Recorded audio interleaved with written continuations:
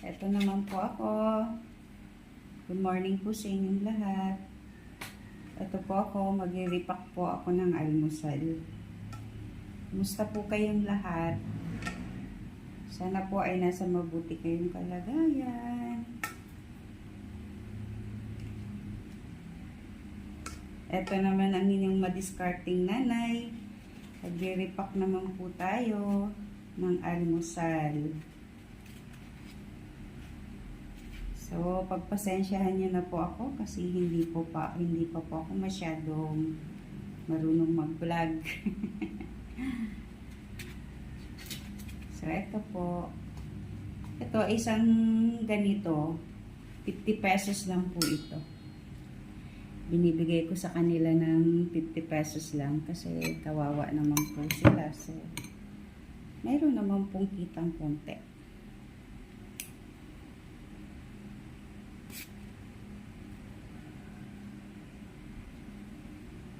Para hindi na po sila mag-isip magluto ng almusal. So, ako na lang. So, para kahit pa paano, makita. So, eto po.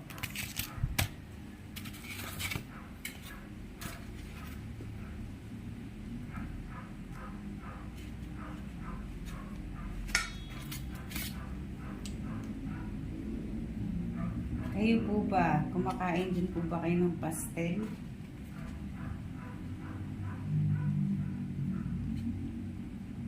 Chicken pastel na may itlog. Medyo damihan ko na rin ang rice kasi plain lang naman. Kasi kahapon sinangag na po yung ginawa ko. So sabi ko sa kanila, mag plain rice kami ngayon.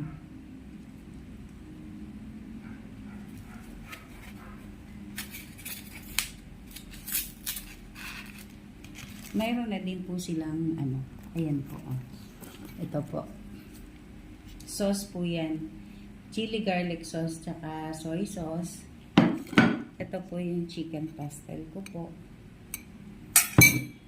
Ito po yung egg. Sunny side up.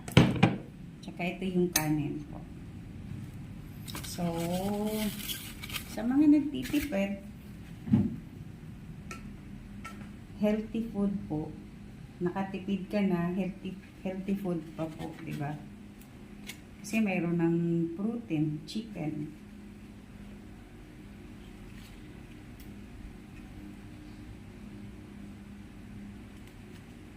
Kaya lang medyo nasunog yung yung kanin. Kasi medyo nakaidlip po ako. Gawa ngang naglaba po ako kagabi. So, mga 1:30 na ng madaling araw ako natapos. So, bumangon po ako ng 4 AM. So, medyo hilo-hilo pa po talaga ako. Ganun talaga. Kailangan nating bumangon para sa ating mga anak. Diskarte lang po talaga ang kailangan po natin ngayon. Kinakamay ko na kasi meron naman po akong gloves. Malinis naman po ang aking gloves.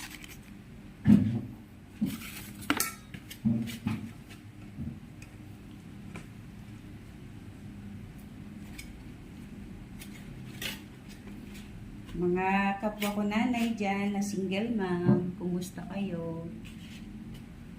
Or kahit yung single dad, kumusta na rin po kayo? Nakaka-relate po ba kayo sa akin?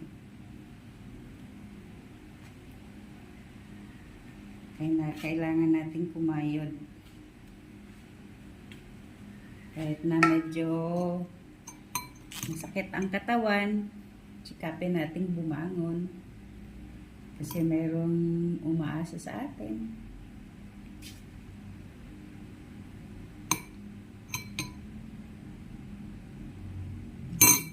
So, ayan. Solve na sila na ito. Buro lang ang binta ko sa kanila kasi di naman ganun kamahal yung capital ba.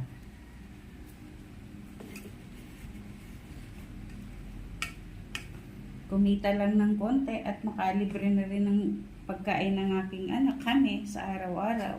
Okay na po yun. At least may bumabalik na pera kahit pa konti-konti. So guys, kung bago ka lang po sa aking channel, please naman mag-subscribe po kayo. Kahit na medyo sisikapin ko po sa mga susunod.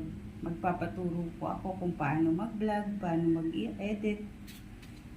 Ito talaga raw. Wala po pa po akong kaalam-alam kung paano ang gagawin. Pero pasasaan yan, matututunan ko rin yan po. Ano? Malay niyo po, subscribe po kayo para may mga bagong akong vlog, ma-update kayo.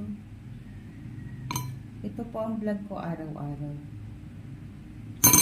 Titinda ng almusal. Yung sa tanghalian, di ko na po na bablog kasi medyo busy na rin ako pagka ganung oras. Pero sisikapin ko pa rin po na ma-vlog ko po yung ginagawa kong ulam sa tanghalian. Yun naman ang gusto nila, ulam pag tanghali.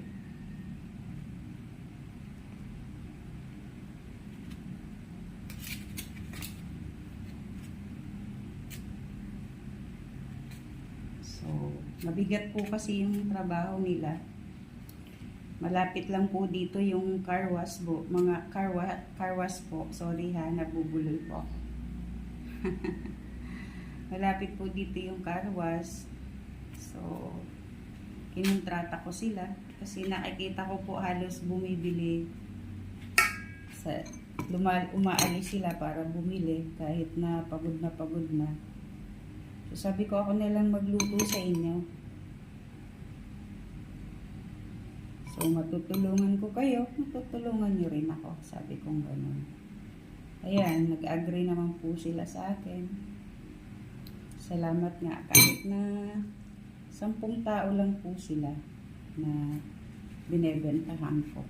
Pero ngayon, 7 lang po ang nag-order ng almusal. Kasi daw, yung 3 may tira pa. Uubusin daw muna.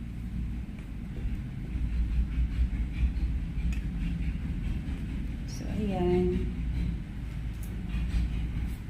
Lapit na matapos.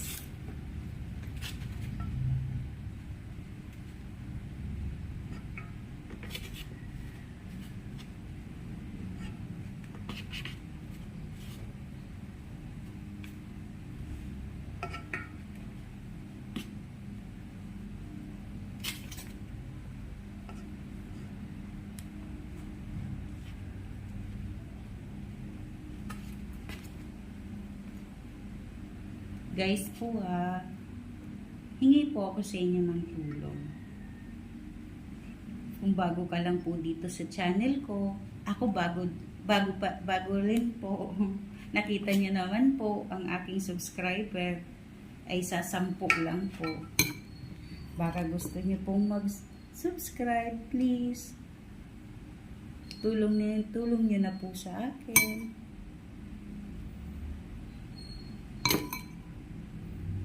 Isang pindot lang po.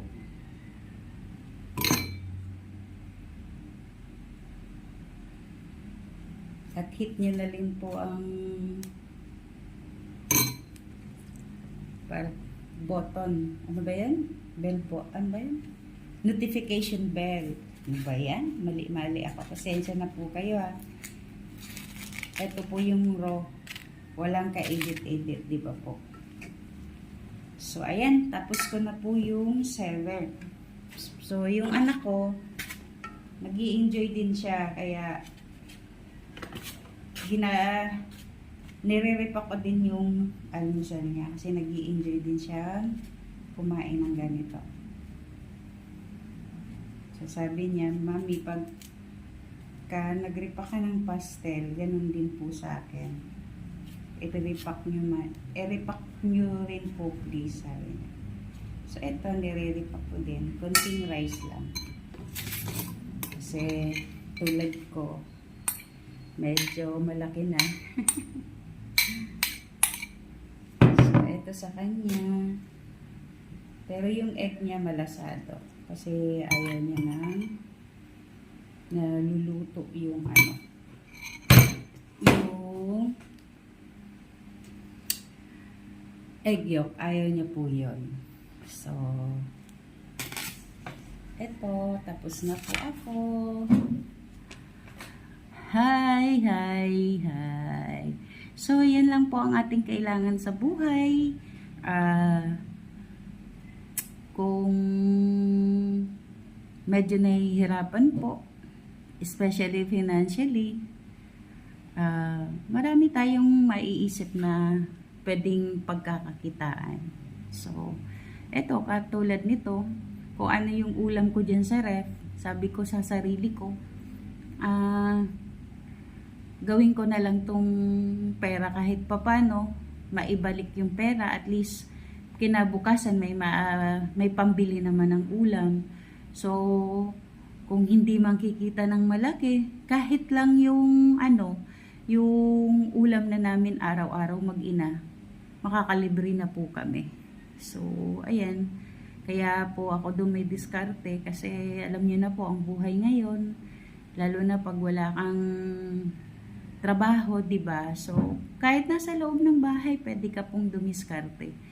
So, yan lang po ang payo ko sa aking mga kapwa ko nanay. Huwag po kayong mawala ng pag-asa. Huwag po tayong mag-isip palagi ng mga negative. So, lagi lang po nating isipin yung positive side. Yes, may mga negative po. Gawin natin pong inspiration yun para tayo'y bumangon. Ganun talaga ang buhay. Walang madali dito sa mundong ibabaw. Pero kung sasabayan po natin ng sipag, tiyaga, at determinasyon, pasasaan at malalagpasan po natin ang mga lahat ng struggle sa buhay natin. So, ayan lamang po guys ha. Maraming salamat po sa mga nanonood, mga magsusubscribe. Advance thank you po.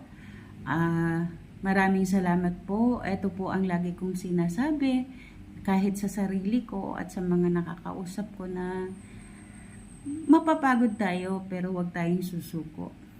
Babangon at babangon tayo. So, ayan lamang po guys. Maraming salamat po sa inyo. Pagpalain po tayo ng Panginoon. Ingat po tayong lahat. God bless us all. Thank you po. Bye po.